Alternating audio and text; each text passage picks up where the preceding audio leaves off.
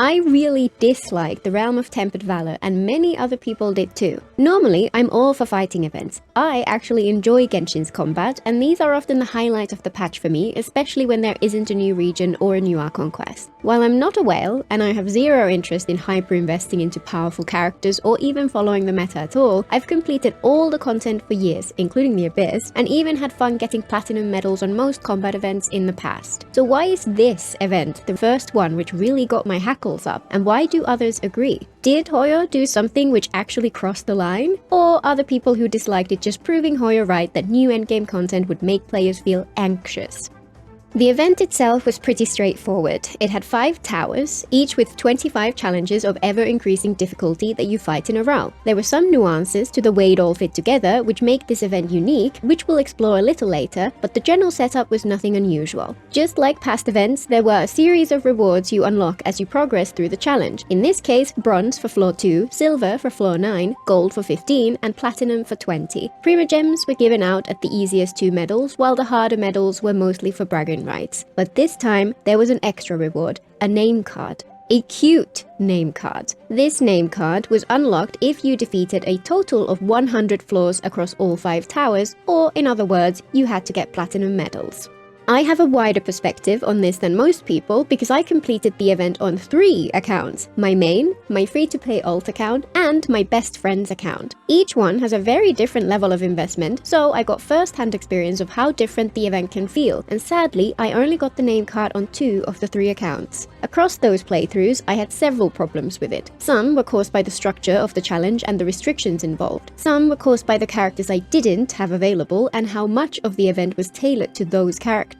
And even ignoring those, there are some general principles about how they should handle the rewards themselves which I feel they violated here.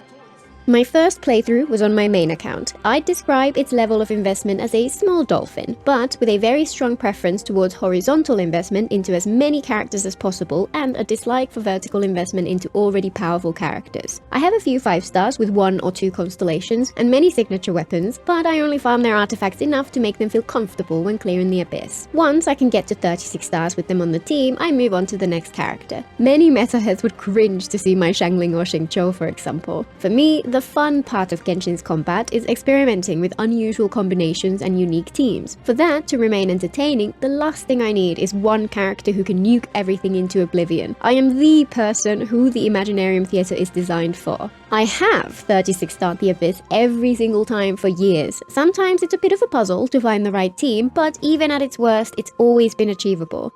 In contrast, this event was painful. At first, I just tried with teams tailored to the buffs on each tower, using my most powerful characters wherever possible. Note that I skipped both Mavuika and Citlali, and I barely managed to scrape my way to floor 18 or 19. I spent maybe the next hour figuring out the nuances of the event and trying to get further. The key restriction is that you need to clear each floor in less than 30 seconds for it to count as a pass, and the enemies have tons of HP once you get up to around floor 18. This is very different to the usual combat content, and it heavily favors characters who can do a lot of front-loaded damage. A second, very unusual quirk is that there's a long delay after finishing one floor before the next starts. This is a little more nuanced and has some positives and some negatives. It can be a big annoyance if your teams are burst-focused and their rotations don't line up with the event. I had to restart several attempts because the enemies died partway through my rotation, leaving me with no way to recharge my character's energy before the new round starts, which made my character's cooldowns become badly out of sync with the event's rhythm. On the other hand, you can take advantage of it to reduce your clear time since it allows you to use your support skills and bursts without their animations eating into the 30-second timer. One detail that I did like a lot was that when you beat a floor much faster than the 30-second maximum, you skip one or more of the following floors. The faster the clear, the more floors you skip. This introduces a layer of strategy which lets you pick your battles. For example, let's say you can beat floor 15 so fast that it takes you straight to floor 19. If you find yourself struggling against floor 19, you can take it a little slow on that earlier floor to make sure you go to floor 18 instead, and try to beat that floor fast enough to skip floor 19 entirely.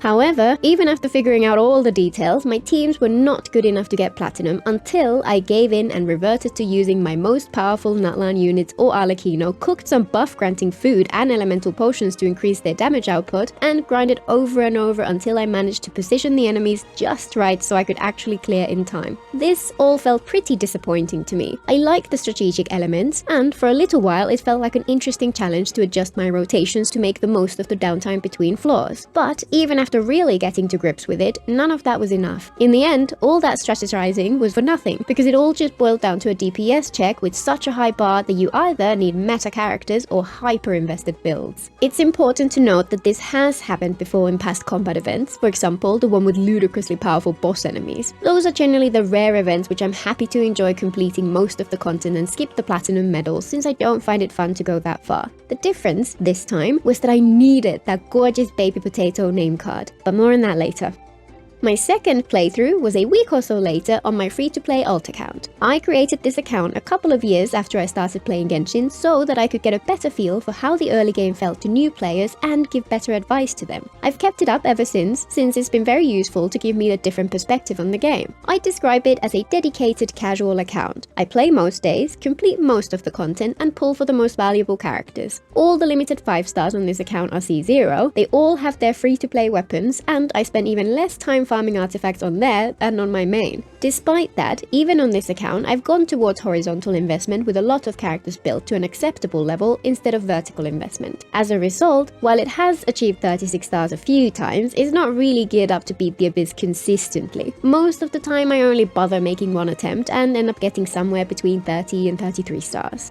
At first, I decided to do the usual on this account, just low effort run to collect the important rewards. I didn't even bother with food buffs, but still cleared 78 floors, so fairly comfortable gold medals in each tower. But then, I decided to see how close I could get to the name card. I had seen some people talk through the strategies that had worked for them, explaining exactly how they managed to unlock the name card even on free-to-play accounts, some even exclusively using 4-star characters. Since their builds looked a bit over the top, I was curious to see how effective their strategies were for a more normal account. Unfortunately, since the characters on this account have a more casual level of investment, after an hour or so of trying to really nail the rotations, I basically hit a brick wall with 90 floors cleared. There was no way to get even close to the level of DPS needed to make use of the optimal strategies. And unfortunately, this account also lacks the meta DPS characters who might have made a difference. As sad as it was to miss out on the name card, this is generally what I'd have expected from this account, since the entire point of having it is to see things from a more casual perspective. I'm okay with that. But this turned out to be a really interesting contrast to the experience with my friend's account.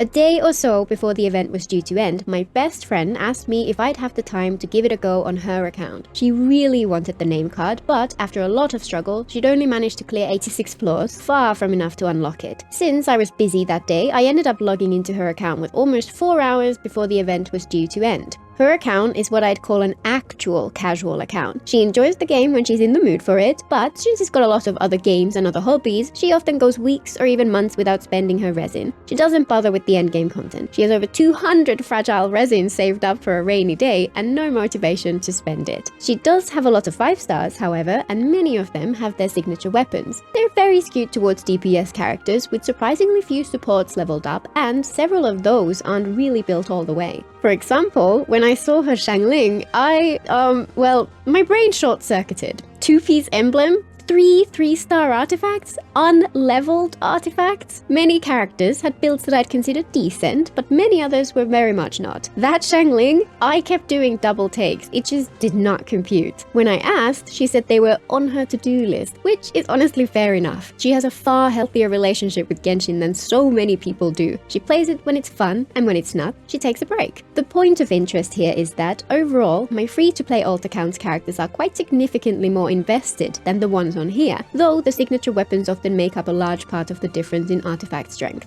After looking through the builds, given how impossible a task it had been on my alt account, I was pretty sure this would not work. But I had almost 4 hours, I would at least give it an honest try.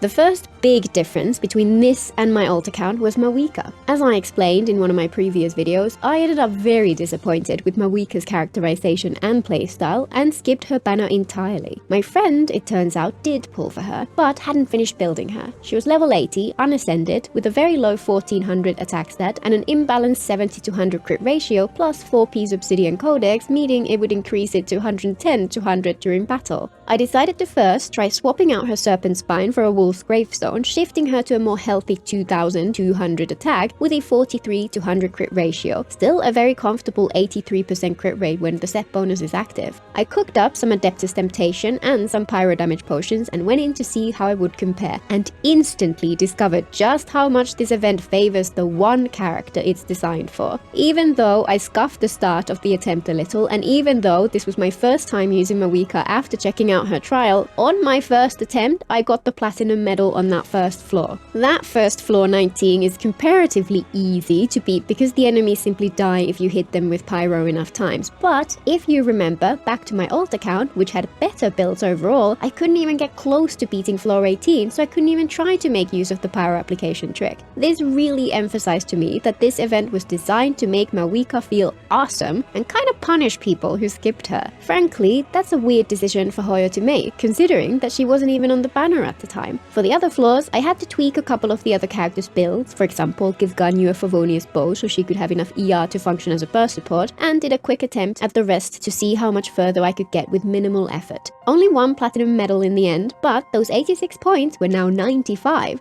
The timers were way off the target, but it was a start.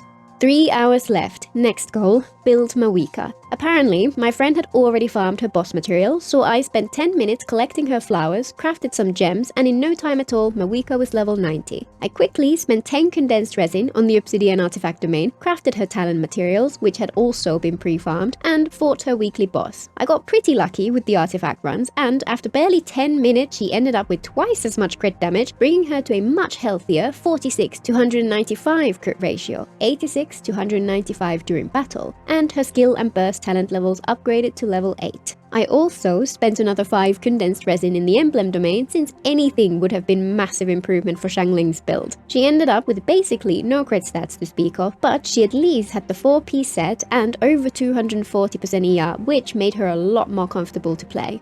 Another round of attempts and it was almost as frustrating. The DPS was noticeably improved and I got one more platinum, this time on the second tower. However, while there was a big improvement on the other 3, it was still far from close. But at least I felt pretty certain that my rotations were not the problem. It was just the case of the builds not providing quite enough damage. I tried more different teams, tried different strategies, which let me focus on different floors in the hopes of skipping the more difficult ones, but once again, nothing I did made any difference. Fortunately, there was one more card to play. My friend had also pulled for Citlali, but she really hadn't leveled her. She was level 40 with none of her materials farmed and she didn't even have artifacts equipped. But there was still over 200 fragile resin waiting to be used and I had an hour and a half or so until the deadline. To speed up the farming, I enlisted the help of my partner who logged in using my account and we made quick work of Zezi. 20 minutes later and Citlali was level 70 with her skill talent raised to level 5 and her weapon to level 90. She still had no artifacts though, and unfortunately there was only one EM Cinder City artifact on this account. Since EM artifacts are so rare and time was running out, I decided to just go without the set bonus. Half built Citlali in hand, it was time to try once more.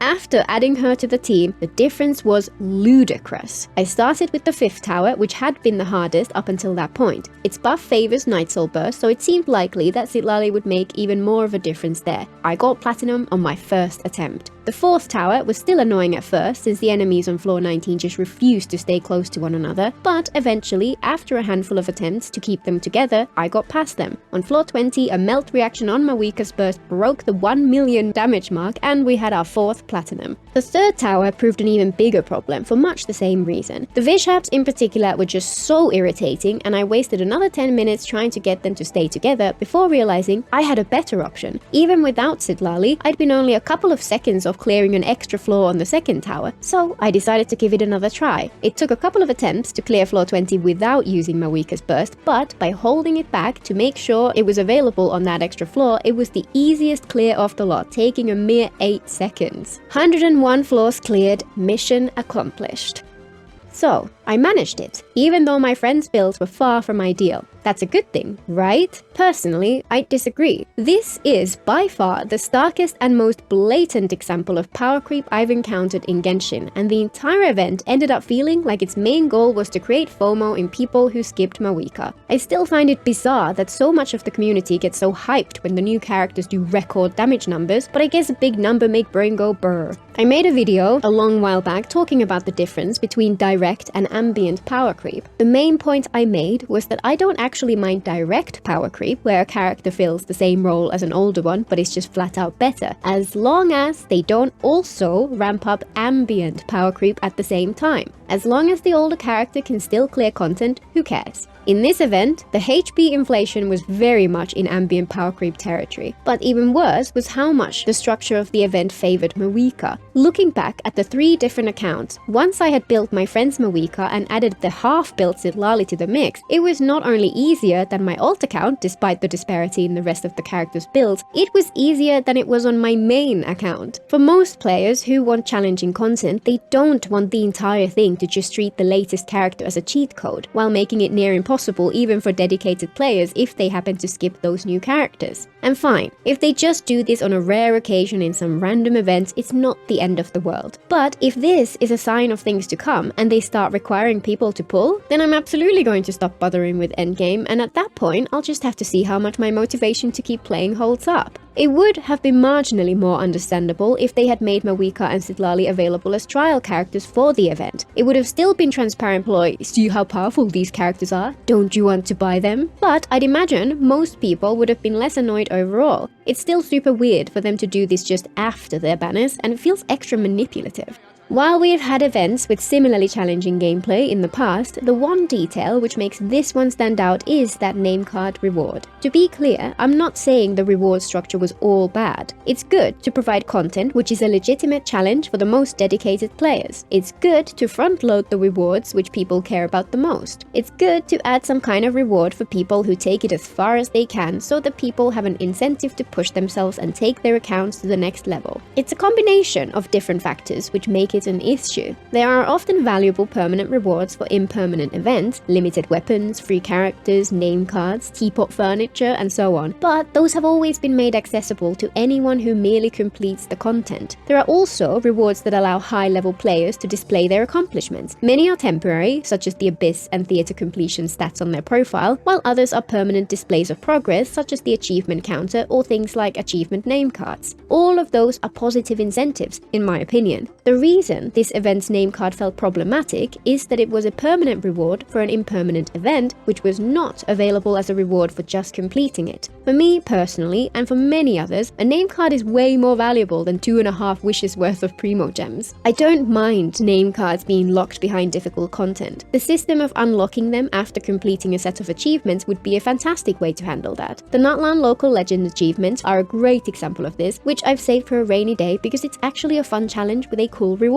The big difference there is that for people who can't currently reach that level, it's just the goal they can aim for in the long term. Meanwhile, this event was only available for a few short weeks, so for anyone who didn't already have an account with the right characters at the right level of investment before it began, there's practically no way they could get to that reward. The way it was structured, combined with the time restriction, meant that it felt less of a reward for people who beat the content and more vindictive against people who skipped Mavuika. It's blatant FOMO bait and not a good sign of things to come.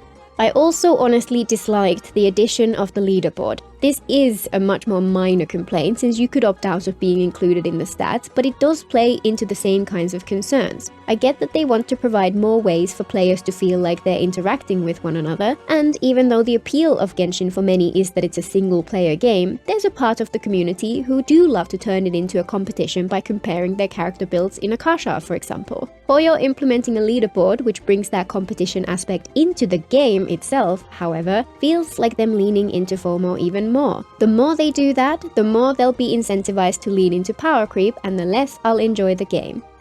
Overall, while this event had some cool ideas built into it, the blatant FOMO bait for the most appealing and visible reward left a very bad taste, even though I was able to unlock it. I just hope Hoyo don't take the wrong message from people's frustration. We do want more challenging content, we do want combat events which shake things up and keep things interesting, and we do want ways for people to celebrate when they've done well. Personally, I would be fine with it if, for example, they added some new permanent endgame content which included a different time-limited name card with each patch. The key difference is that then it would be something people could aim towards in the long run. Hoyo are perfectly within their rights to lock permanent rewards behind a temporary event designed to sell specific characters, and the players are perfectly within their rights to find that distasteful and drop the game if it becomes a trend. I just personally hope it doesn't. Until next time.